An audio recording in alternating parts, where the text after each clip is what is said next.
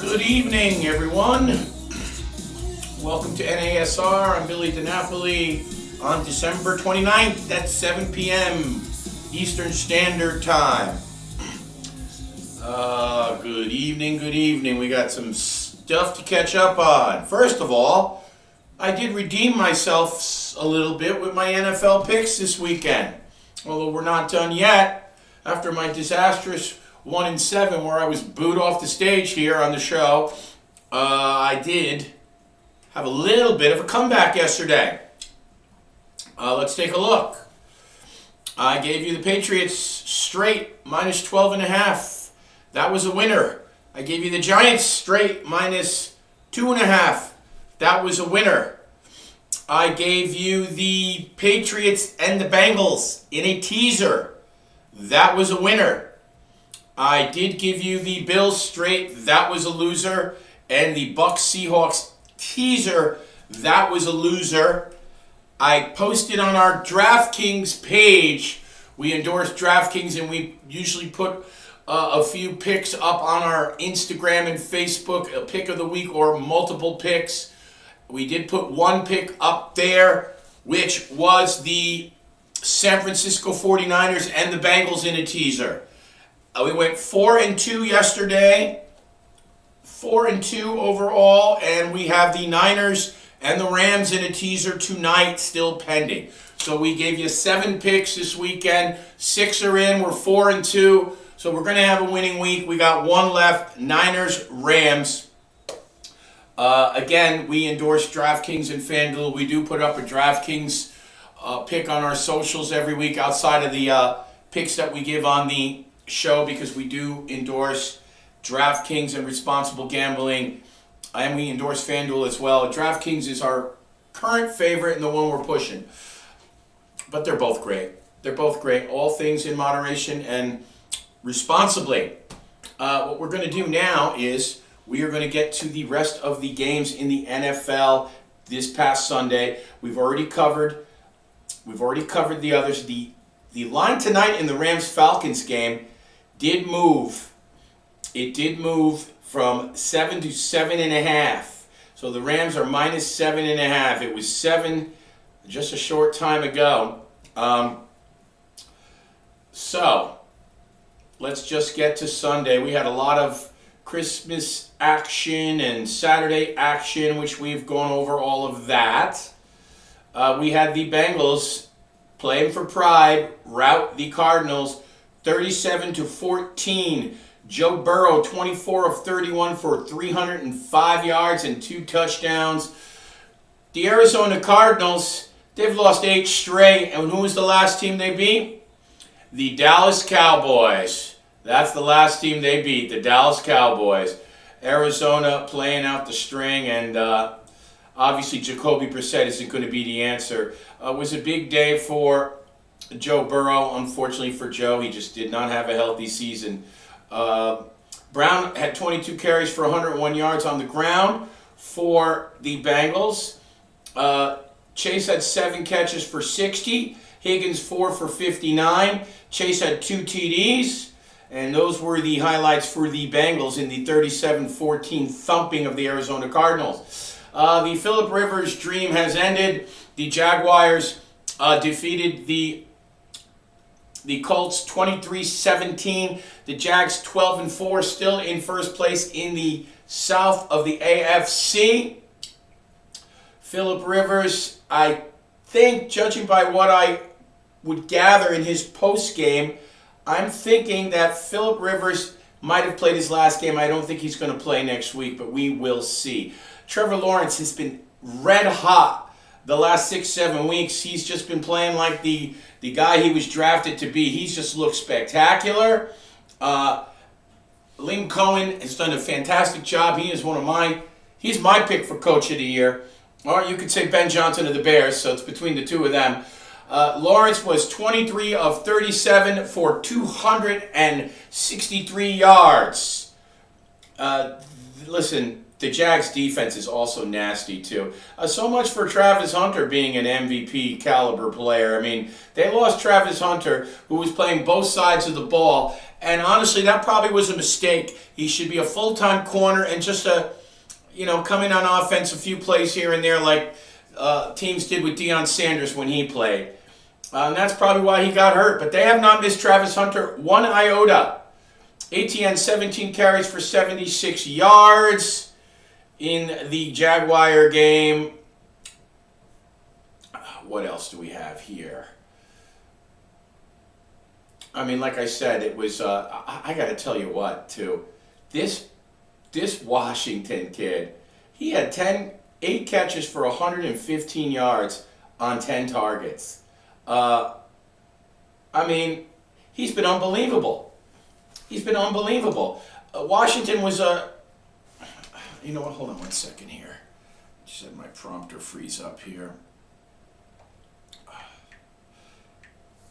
There we go, right here.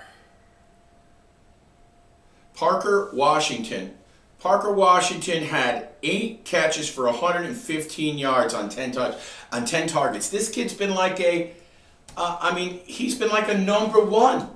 Obviously, Jacoby Myers has been a great pickup that they got from the Raiders. He had 6 catches for 39.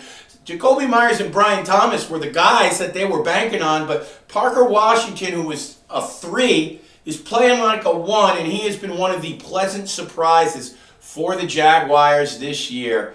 They play good defense. Their quarterback now is playing like a stud. He's playing like the number 1 draft pick that he is and was. Colts, Phillip Rivers, a pedestrian day, 17 of 30, 147, 1 touchdown, 1 interception.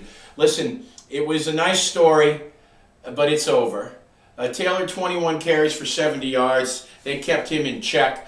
And that's it for the Colts. They're playing out the string. They are, the Colts are 8-8. The Jags are 12-4. Moving on. Seattle Seahawks went into Carolina. Carolina, with the Bucs loss, would have wrapped up the division. Instead, they are thumped by the Seahawks. Not a spectacular day on offense, but the Seahawk defense balled out. They held, my favorite quarterback, Bryce Perkins. He was terrible. Let's take a look. Darnold was 18 of 27 for 147, 1 touchdown, 1 pick. Nothing spectacular. Nothing spectacular for Sam. They didn't really have to do much. Charbonnet was the star on offense with 18 carries for 110 yards. Zach Charbonnet, 18 for 110 and 2 touchdowns. And listen, the Seahawks did rush the ball for 163 yards. So Sam didn't have to do much, and their defense was just lights out. Lights out. I mean, they held... Let's get the numbers for Bryce. I'm sorry, what did I say? Bryce Young. Bryce Young, 14 of 24 for 54 yards and 1 interception. This guy is so erratic. He's so hot and cold. I swear. He'll throw for 300 yards, then the next game he throws for 100. Then he throws for 260, the next game he throws for 110. And then he throws for 54. Bryce Young is not the guy. 5'9" quarterback isn't taking you anywhere. So the Carolina now will play Tampa Bay. Now, Atlanta, if they win their last 2, they are in the mix too. Atlanta's 6-9. The pathetic Tampa Bay Buccaneers will have lost 7 out of 8. There's only 2 other teams that have a worse record than the Tampa Bay Buccaneers down the stretch in the last 10 games, and that's the Raiders and the Giants. I don't know what happened, but that being said, if Tampa defeats Carolina at 8-8, Tampa at 7-9, and the Falcons lose one of their next 2 games, the Buccaneers can still win the division. So that's a big matchup next week. Carolina travels to Tampa. They're defeated soundly at home 27-10 by the stout defense and rushing game of the Seattle Seahawks. The New England Patriots are NFC East Division champions once again. They embarrassed the Jets, and it's just been an overall embarrassing season for the Jets. 42-10. Drake May, the ball didn't even hit the ground. 19 of 21 for 258, 5 touchdowns, and they pulled him in the 4th quarter. and put Josh Dobbs in. Just a fantastic day. It was a total thumping. Stephon Diggs had over 100 yards receiving. Just a walk in the park and an embarrassment for the Jets. A walk in the park for the Patriots. They are AFC East champions, 42-10 over the Jets. The Cleveland Browns and Shedeur Sanders in a defensive slugfest defeated the Steelers 13-6. Listen, Shedeur wasn't spectacular. He did throw 2 picks. Did throw a touchdown. I mean, he did more than Aaron Rodgers did, I'll tell you that. Listen, the Steelers are missing DK Metcalf. He did this stupid thing getting him suspended by hitting that fan who was taunting him from the stands. He should have never even gone near the stands. And they really miss DK Metcalf because he's their number one offensive weapon. I mean, Rodgers was 21 of 39. He threw the ball 39 times, and it was only 168 yards. Myles Garrett did not record any sacks, so he did not break the sack record. But the Steeler offense was anemic. They struggled to run it. They struggled to pass it. Shedeur was 17 of 23, 188 yards and a touchdown, 2 picks. Not terrible. Obviously, it's a freezing cold game. But these teams are used to that. That's their forte. And listen, neither offense did much. But defense won at the end. The Browns getting the stop as the Steelers had driven down into the red zone inside the 10-yard line. They had 4 shots to get in the end zone and tie the game, and they could not. So now the Steelers, who could have wrapped things up, they have brought the Baltimore Ravens, who were the biggest Cleveland Brown fans in the world yesterday, after the Ravens and Snoop Huntley thumped the Packers on Saturday night. Now they will travel to Pittsburgh at 8-8 with a chance to win the division at 9-8, and essentially they will knock the Steelers out of the playoffs. The Steelers could have won that game, been 10-6, wrapped everything up, and rested everybody next week. Instead, they've got to play for their lives, and again, they will have no DK Metcalf. No DK Metcalf. All right. Dolphins Bucks. The Miami Dolphins at Hard Rock yesterday defeat the Tampa Bay Buccaneers 20-17. The Buccaneers are lucky that Carolina lost and that they're still in it and that they play in a soft division, because the Buccaneers they had 2 nice years in 24 and 23, winning the division, winning a playoff game, getting in there, making some noise.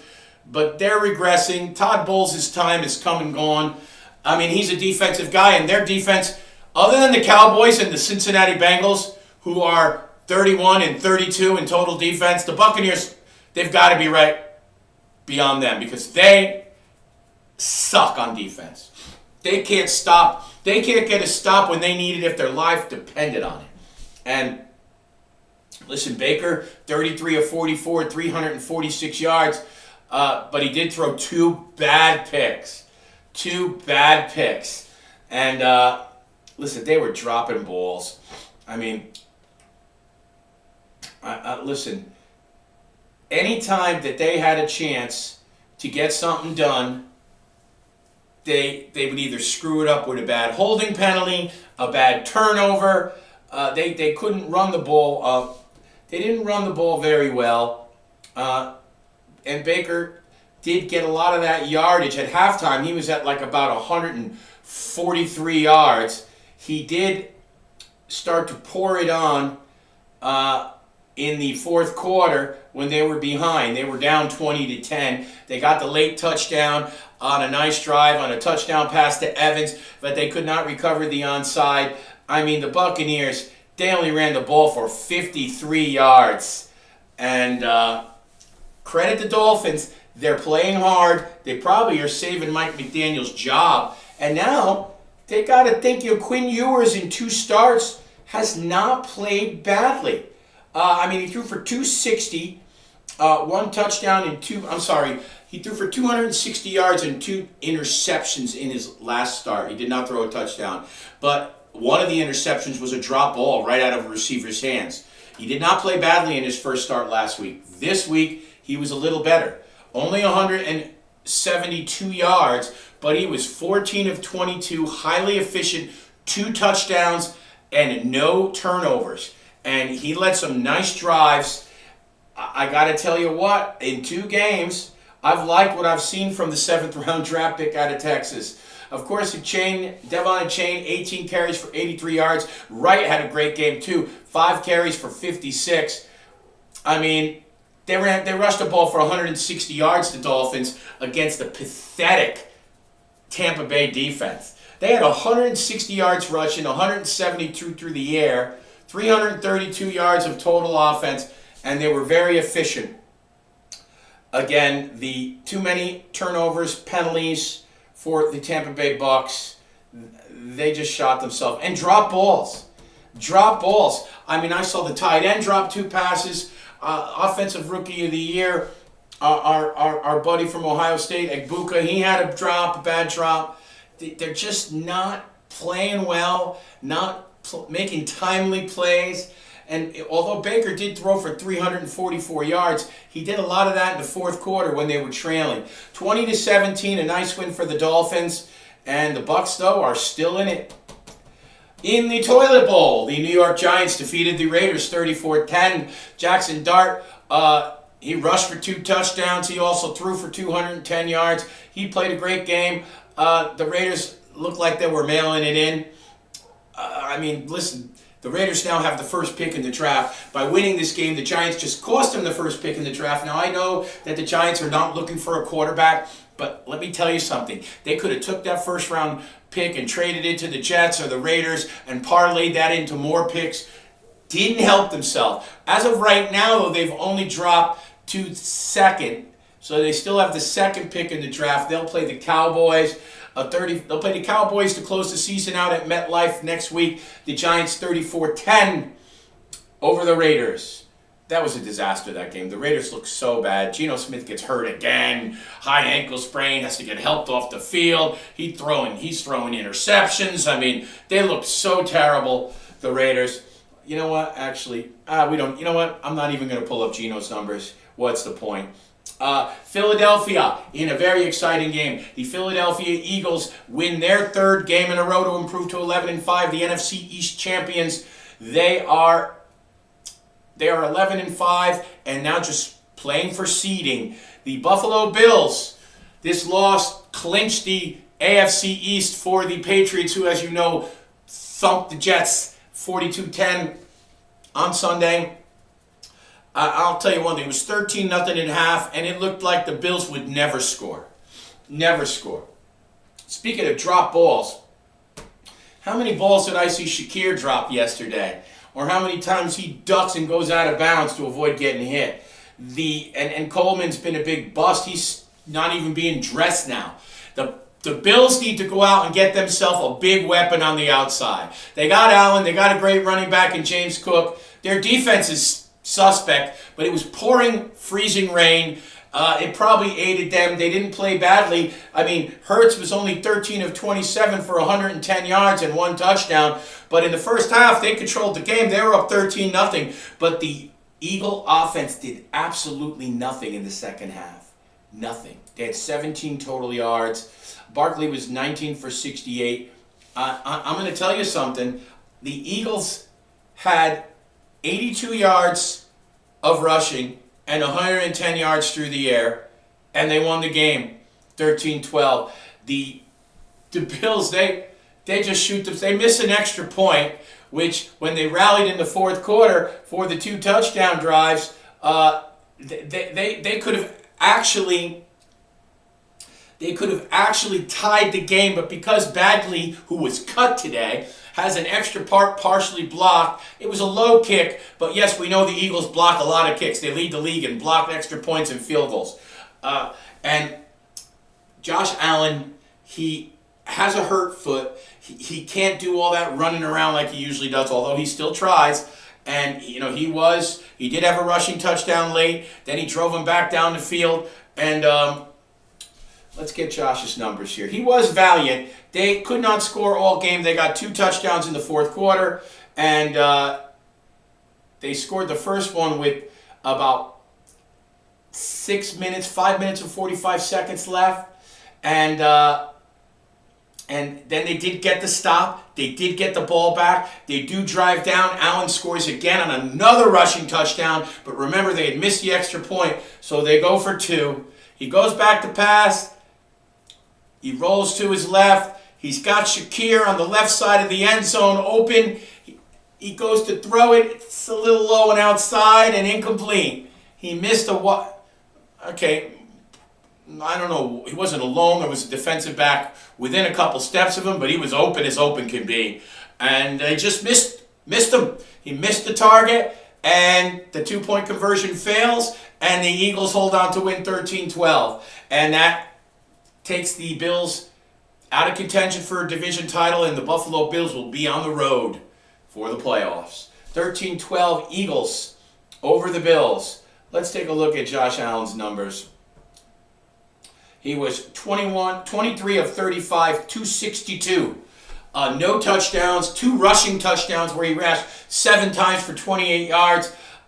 He was sacked 5 times, and he was just throttled. The Eagles have a world-class, world championship defense. They pummeled, they shut down the Bills at home for 3 quarters, 3.5 quarters. Got to give the Eagles credit. Just when everybody starts saying, oh, there's in-house this, there's in-house that, they're squawking and squabbling with each other, they come out, they win 3 in a row, they wrap up the division, and that's a big win at Buffalo. And now the Eagles, I don't even know who the Eagles play next week, but they're just playing for seeding. They're 11-5. I can get you the schedule for next week in a second. In one of the most exciting games last night, the San Francisco 49ers defeated the Chicago Bears. And I was glued to this because I didn't want my teaser to be blown. I had them tonight with the Rams, and then I had them with Cincinnati. So, yay Niners! Thank you for the help. 42-38. This game was not filled with much defense. Brock Purdy, I'm going to tell you what, Brock Purdy has been playing unbelievable football. Unbelievable football. And the Niners offense, I mean, I could look it up. I want to say that they've scored 40 points in like 3 of their last 4 games. I want to check something out here. The San Francisco 49ers have just been outstanding on offense. Outstanding.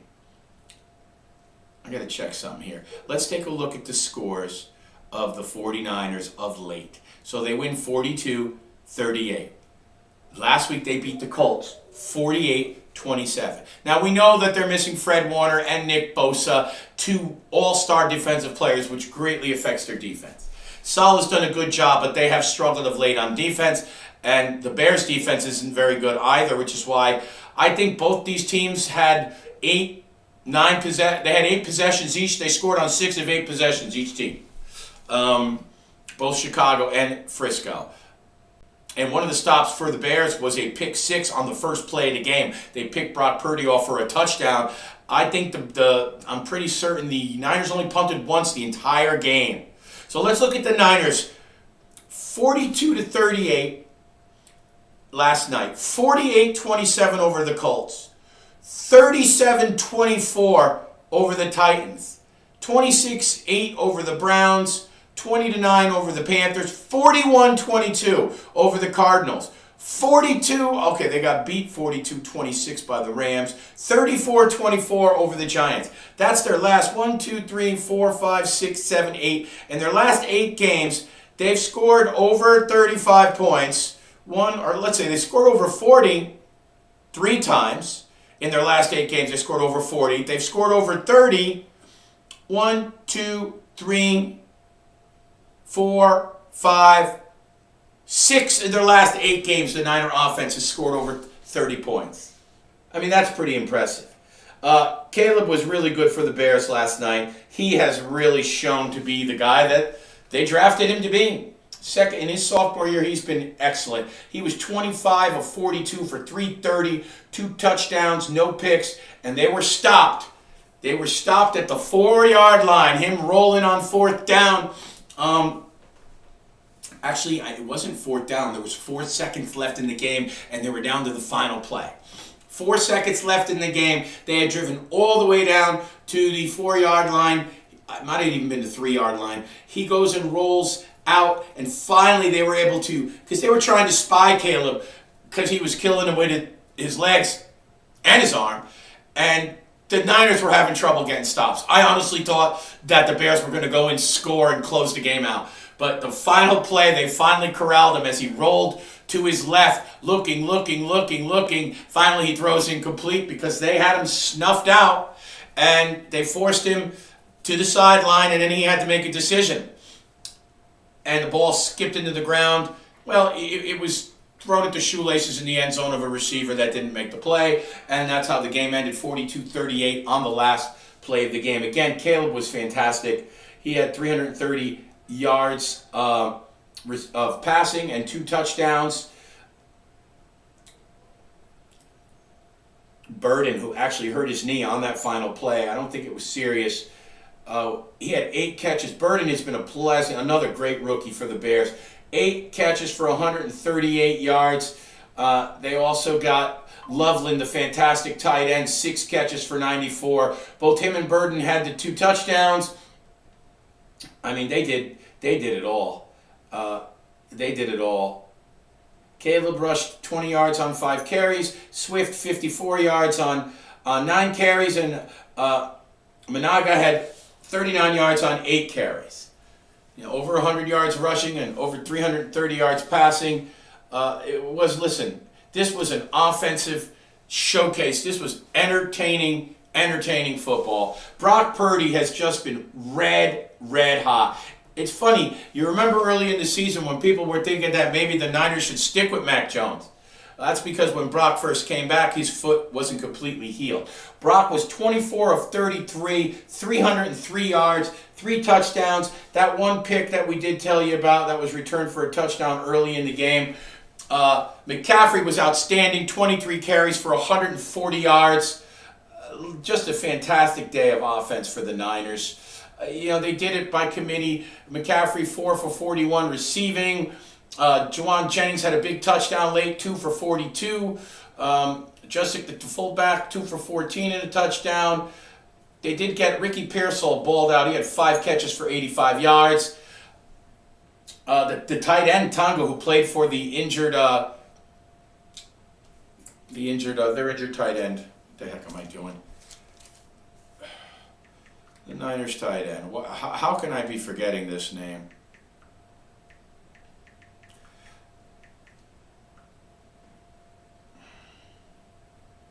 George Kittle.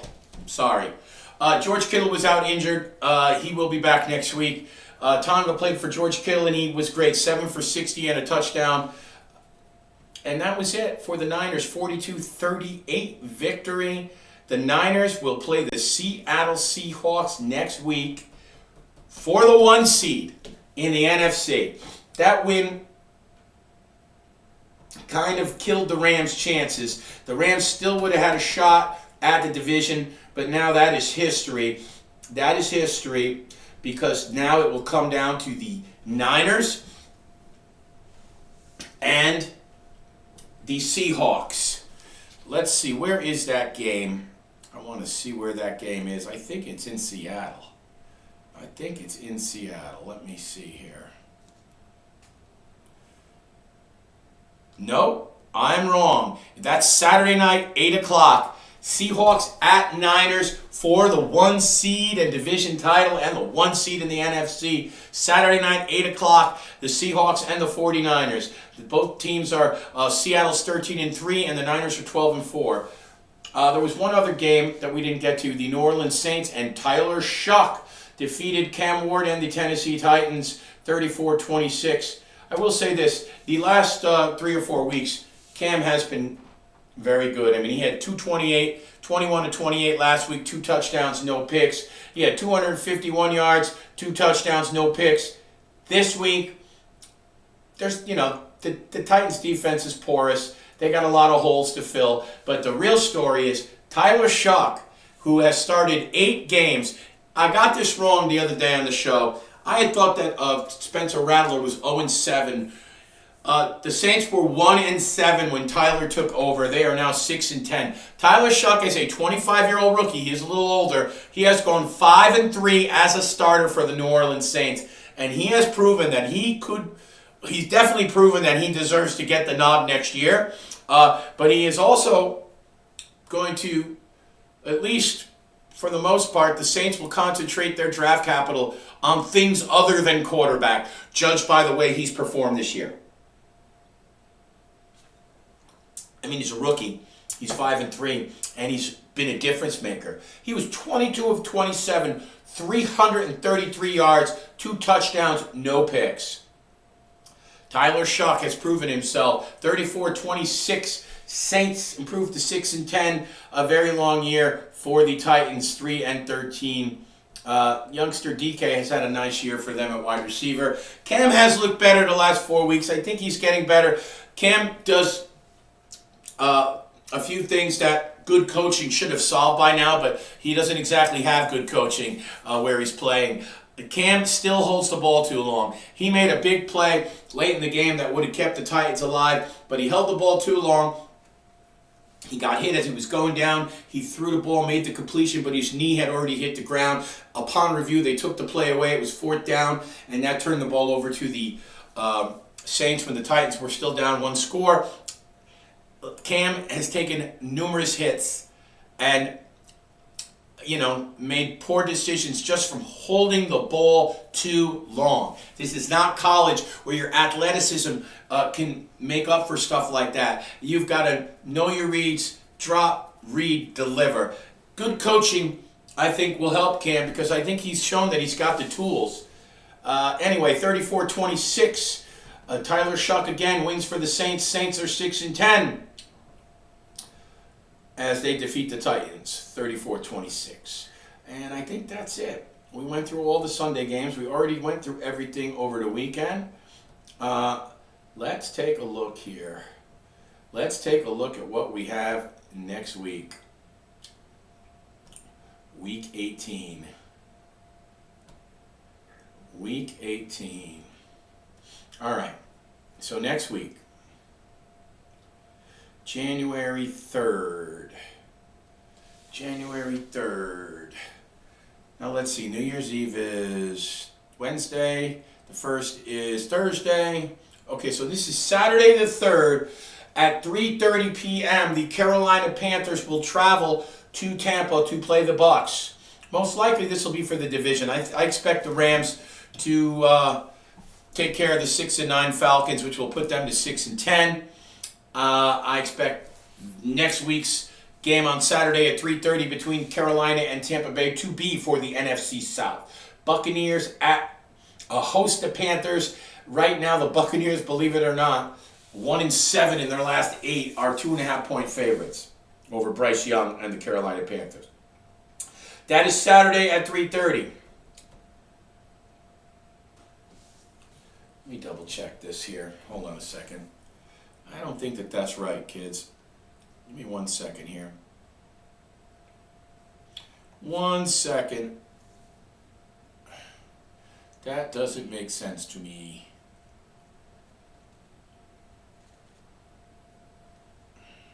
We'll get it. I really can use like a girl behind the glass, a statistician. All right, yeah, that was wrong. Here we go. 4:30. 4:30 Saturday, Carolina at Tampa for the division, for the NFC South. Okay? 8 p.m., the Seattle Seahawks are at the 49ers. The Seahawks are actually a 1.5-point favorite on the road. That is 8 p.m. So 4:30 for the Bucs in Carolina at Tampa, and 8 p.m. the Niners host the Seahawks. That is Saturday. Sunday, Packers playing out the string. They're 9-6-1. They're in the playoffs, but they will be on the road the entire way. They are at the Vikings. The Vikings, credit to them, they're 8-8, and they've won their last 4 games in a row. Minnesota didn't quit. We know they had quarterback issues this year with J.J. McCarthy's constant injuries. They are going to go back to J.J., so J.J. did prove enough because he won his last 3 starts. He's going to be the guy next year. We shall see. So Sunday at 1, it's Packers-Vikings. Colts at the Texans. The Texans now at 11-5 are still playing for the division. They'll be hoping that Jacksonville loses and that they can still get that AFC South spot. The Texans are a 10-point favorite right now because I think you might have Riley Leonard from Notre Dame back at QB for the Colts. The Browns at the Bengals. Two teams just playing for pride. The Bengals are a 7-point favorite. That is also a 1 o'clock start. The Dallas Cowboys are at the New York Giants. They're a 1.5-point favorite. That is at 1 o'clock.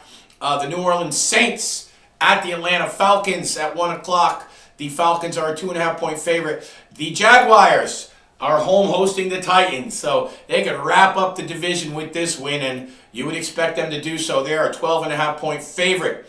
Those are your 1 o'clock games. The Jags being the last one hosting the Titans. The 4:25, the Dolphins at the Patriots. The Patriots could still be playing for a 1 seed, so they will play. The Dolphins playing well with Quinn Ewers and playing for pride, but playing hard. The Patriots are a 11.5-point favorite, as this game will be in New England in the freezing cold, and we know how the Dolphins do. But they have won a couple cold weather games this year, but not when the temperature's below 32 degrees. The stats are what they are, folks. The Chiefs, I guess they'll be playing with their third-string quarterback again. They are at the Las Vegas Raiders in one of the games that this is a game that, how could you watch it? The Raiders will obviously do their best to tank. I know I gave his name out. I don't even remember what the third-string quarterback's name is for the Chiefs. And the Raiders will probably play Kenny Pickett because Geno's hurt and he's not going to play. And they're just trying to lose because they want to get Fernando Mendoza. Somehow the Chiefs are a 5.5-point favorite at Las Vegas. Both these teams are spent and done and going nowhere, and I don't even know if they're even playing for pride. I think these guys are going to have their bags packed and their winter vacation plans made, just waiting to get on the plane and get the hell out of Dodge. Chiefs at Las Vegas, 4:25. That's a game you don't really need to have on your TV. Watch the Dolphins and Patriots as the Pats, the division champs, will be playing for a possible 1 seed. Lions at the Bears. The Bears pretty much lost any chance of a 1 seed. They're 11-5. They've already won the NFC North. They're a 2.5-point favorite at home over the Lions. These are the type of games where people will be resting people. Like I would imagine the Buffalo Bills, although they're a 7.5-point favorite, this is the other 4:25 game. I would imagine that they'll be resting people because they have nothing to play for at this point. They're in the playoffs. They're not going to get a high seed. So the Bills are hosting the hapless New York Jets. They are a 7.5-point favorite. That's at 4:25. These games are tricky to bet on because a lot of these games are going to be played like preseason games. The Commanders at the Eagles. The Eagles minus 7.5 home for the Commanders. The Cardinals at the Rams. The Rams are a 9.5-point favorite right now. And the Chargers at the Denver Broncos. The Broncos are a 12.5-point favorite.